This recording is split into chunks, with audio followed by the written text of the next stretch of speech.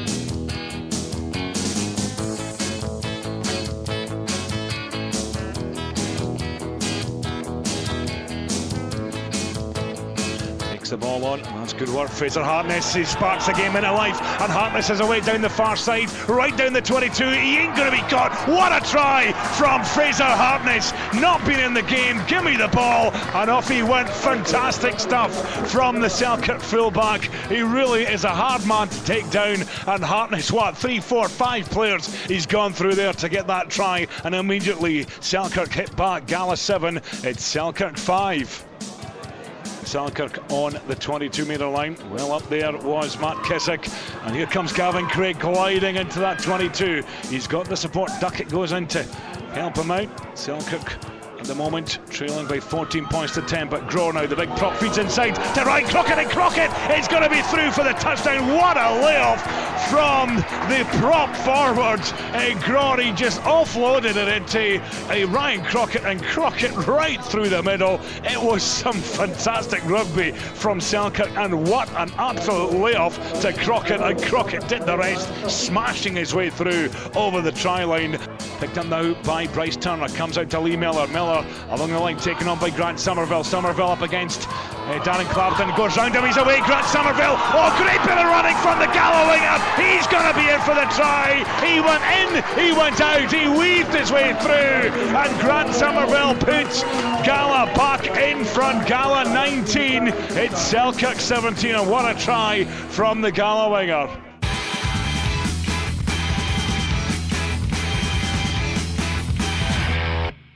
New Zealand were the first visitors to Murrayfield this month in the EMC Autumn Tests.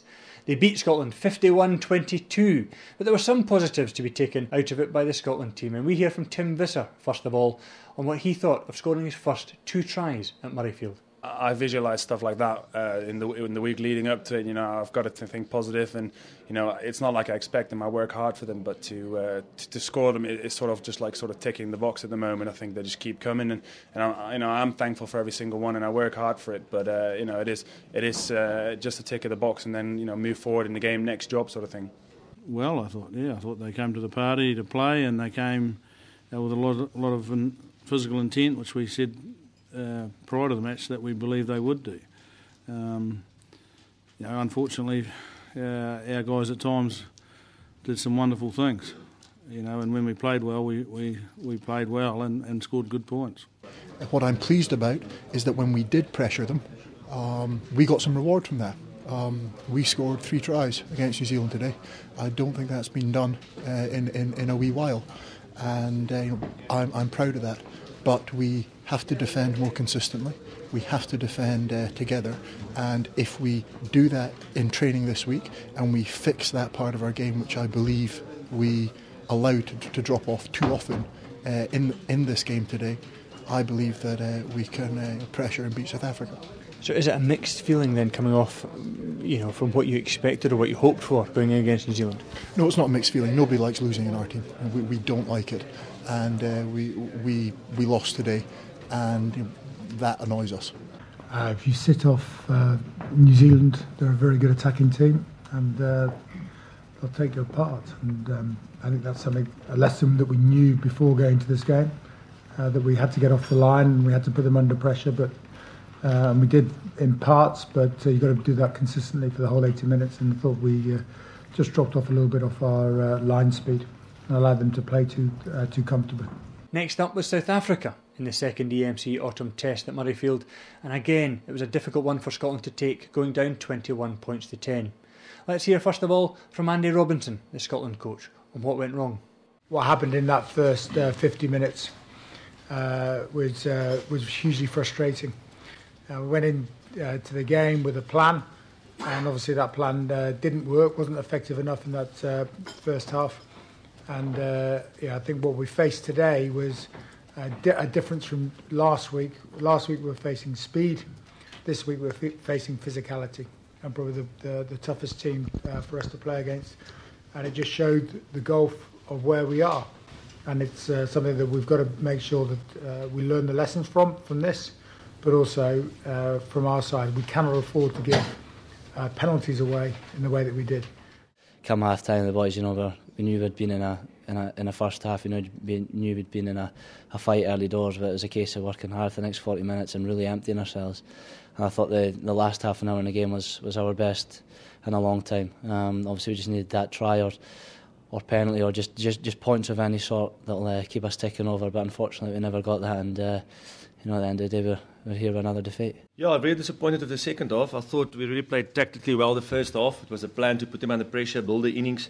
And I thought at 14-3 at half time, you can move on from there. Second half, almost like last week, the first half, just too many penalties. I think at one stage, or just check the stats quickly, we had 7 penalties from scrums against us, and that's just for the setting of the scrum. So if you give seven free kicks or penalties away, you're always going to be under pressure. But very happy with the character of the players and very happy with the defence. I thought our defence was awesome. And, also Scotland must get a lot of credit for the way they played. To really come at us a second half, but, not totally happy with the second half, but I'll take the win. Try not to put them on a pedestal like that when you're playing them, but it's pretty special to go up against the best teams in the world, and you find out a little bit about yourself. You find out what kind of player you are and how well you fare compared to some of the best in the world. So that's been a great experience for me to challenge myself like that.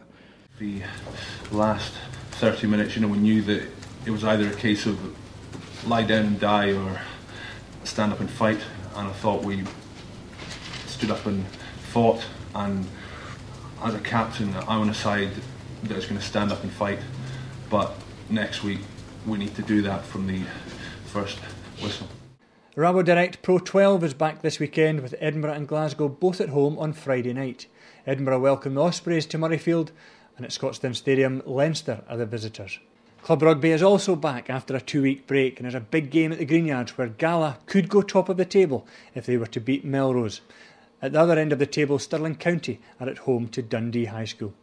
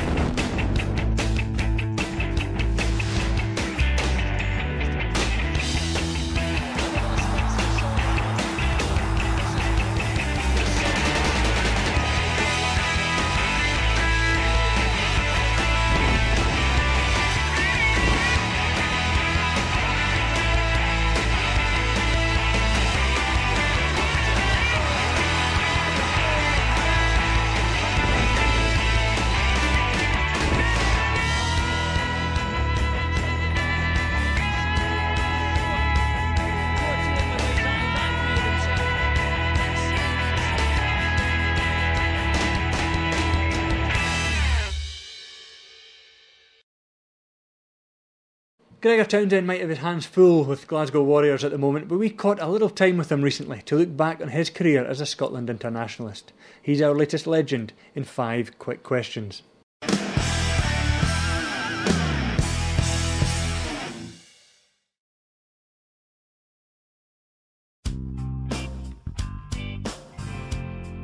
My first cap for Scotland came in 1993. I'd been on the bench that season and was going into the last game, Scotland against England down at Twickenham, thinking I wouldn't get off the bench because players didn't really come off the field in injuries in those days, and there was no tactical substitutions.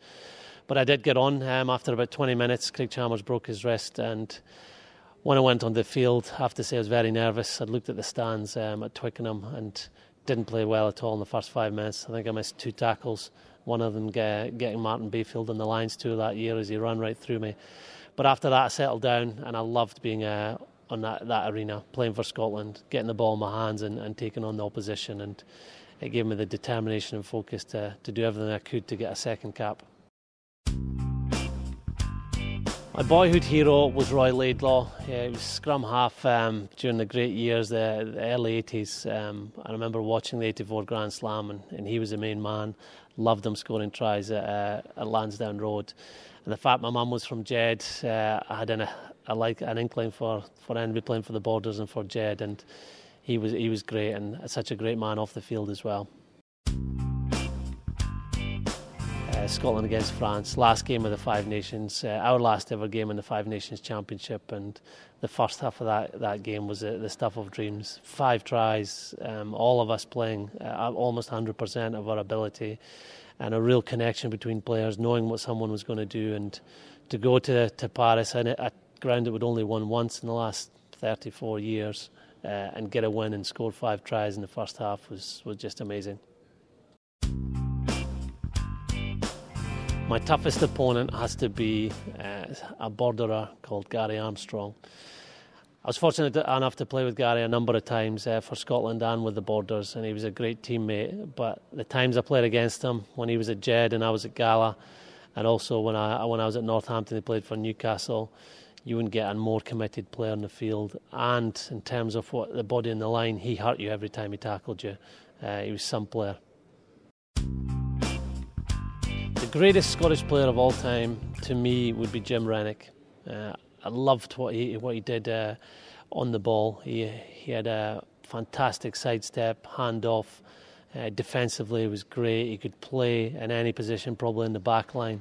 Thought he's very underrated when you look back at his career. And he played for a long time, so very durable. He had that bit of spark and toughness, which makes a great rugby player.